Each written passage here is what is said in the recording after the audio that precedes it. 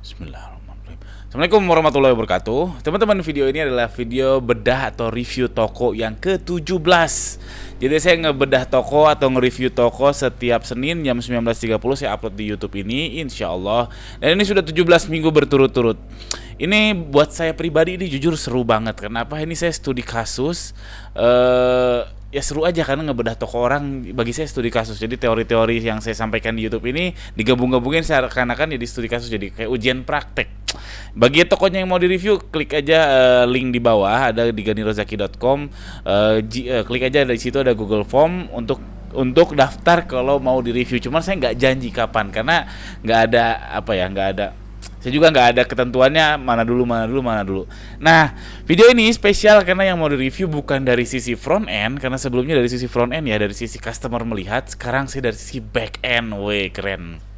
Dari sisi laporan keuangan sebuah bisnis, itu adalah back endnya si bisnis. Oke, sebelum lanjut, kalau teman-teman merasa terbantu dengan video-video saya, teman-teman boleh klik thanks, itu bisa ngasih duit ke saya. Itu ngebantu banget lah teman-teman. Itu ya bikin saya tambah semangat, mungkin saya upgrade device, nyari inspirasi, atau mungkin collab juga nanti sama orang lain dan lain sebagainya. Itu betul-betul membantu untuk saya tambah semangat bikin YouTube ini, insyaallah. Oke, kita mulai. Yang mau direview adalah toko Elzata. Ini semua, saya rasa seluruh Indonesia sudah tahu ya nama Elzata ini.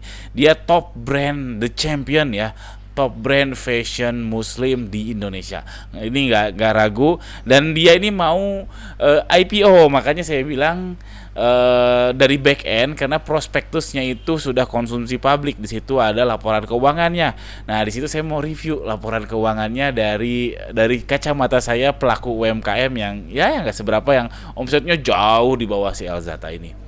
Nah, toko online-nya ini bisa dilihat ulasannya 300.000, lalu TikToknya juga sepertinya belum terlalu serius. Jadi secara umum Elzata ini masih ditopang oleh penjualan offline saya lihat, karena ada fashion muslim yang lain penilaiannya sampai jutaan, sampai 1 juta, kayak ya adalah, saya lupa Vanilla Hijab udah 1 juta belum ya. Ada yang jelas yang lebih tinggi dari ini tuh udah banyak fashion muslim, dan bukan hanya brand terkenal kayak Elzata gini, brand yang masih kecil, masih growing juga ada yang melebihi si Elzata dari 300.000 ini. Nah, oke, kita lanjut. Jadi beliau ini top brand fashion muslim di Indonesia, top brand. Oke, review saya, komentar saya, opini saya tentang Elzata ini, ternyata setelah saya lihat laporan keuangan Elzata ini, fashion muslim itu berdarah. Sudah tahu, sebetulnya udah tahu dari lama, cuman setelah melihat ini saya semakin yakin bahwa fashion muslim itu berdarah-darah teman-teman. Secara umum ya, secara global, bukan secara niche. Kalau secara niche misalkan fashion muslim kurta laki-laki gendut, itu mungkin gak berdarah. Tapi ini fashion muslim secara umum. Karena saya lihat gini, secara makro saya coba hitung-hitungan bodoh ya. Jadi di Indonesia itu kurang lebih ada 200 juta muslim, biar gampang.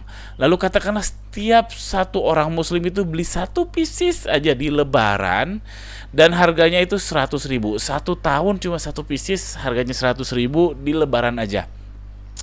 Itu kalau ditotalin itu sama dengan 20 triliun. Itu adalah market size-nya si fashion muslim, 20 triliun. Ini jelas akurasinya tidak tepat ya, cuman ini berandai-andai aja. Dan Elzata itu omset terbaiknya di laporan keuangan yang saya baca itu tahun 2019 adalah 300 miliar. Itu hanya secuil dari 20 triliun. Nih saya kasih lihat ya teman-teman.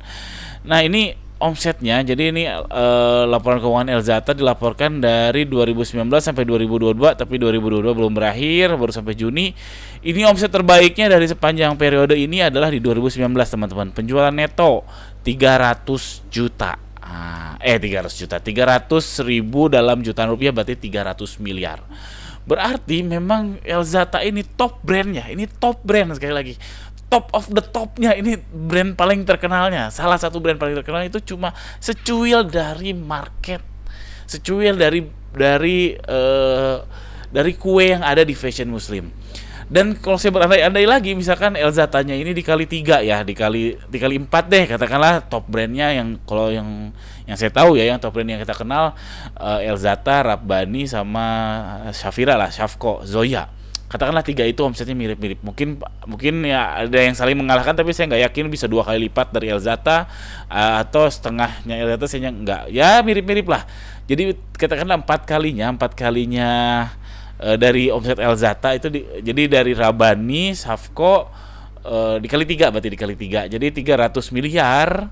3 brand terkenal itu dikali 3 berarti 1T. Itu pun 1/20 dari market fashion muslim. Kecil sekali, serius kecil. Kita bandingkan dengan misalkan bank ya, bank BCA, bank BSI itu besar, dia monopoli. Nah, salah satu cirinya bahwa ada marketnya tidak terlalu bukan berdarah ya. Intinya fashion muslim ini nggak ada yang monopoli, artinya pendatang baru datang terus men-challenge pendatang lama, alias men-challenge si petahana. Itu fakta ini saya semakin yakin setelah lihat laporan keuangan Elzata. Yang kedua, ini ada rasio keuangan yang penting yang teman-teman harus tahu, yaitu di Elzata ini gross marginnya itu 40%, gross profit margin dan net profit marginnya 5%. 5% ini masih di bawah deposito ya. Deposito dulu kalau nggak salah bisa 7%. Jadi daripada bisnis 5%, lebih baik, ini bodohnya ya, lebih baik simpen uang aja di bank, dapat setahun 7%. Dan faktanya Elzata rasionya seperti ini, bisa dilihat ini. Nih laba kotor per penjualan yaitu 40%. Lalu laba neto berjalan 5%. Di 2019 di top of the topnya, di the bestnya itu 54% gross marginnya dan 7% di net marginnya. Di 2020 mereka ini terpukul parah sampai rugi 75 miliar, tapi bisa rebound, keren, bisa rebound sampai sekarang dia profit. Bisa lihat nih 2020 mereka rugi 74M, tapi seterusnya bisa rebound. Untungnya walaupun gak gede ya, untuk skala ini cuma 7M, 1,5M, tapi intinya rebound. Keren.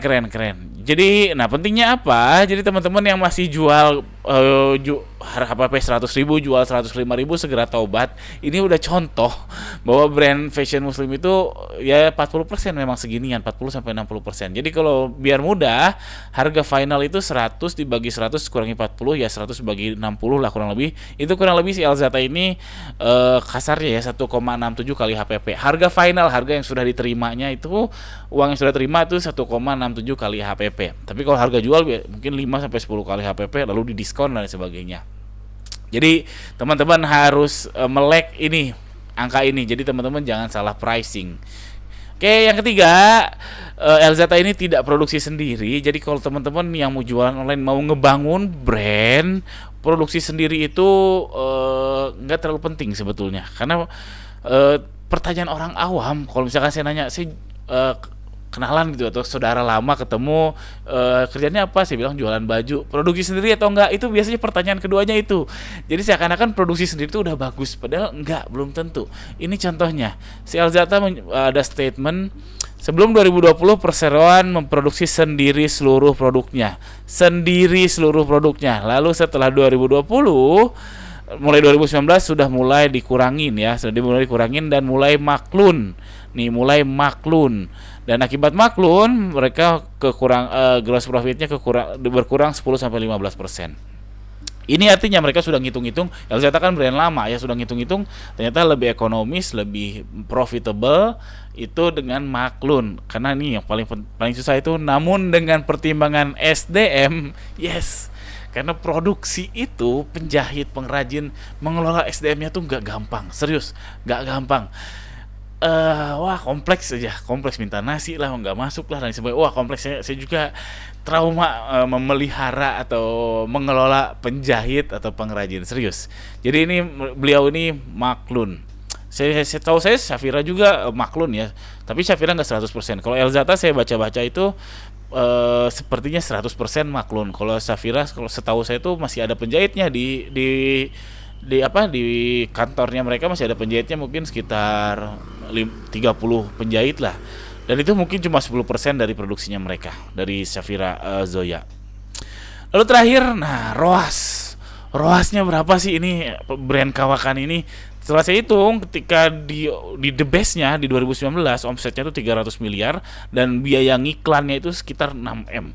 Berarti ROAS-nya 50 kali, dan di 31 Maret 2022 itu omsetnya 65M, biaya ngiklannya 2,8M, 23 kali ROAS-nya.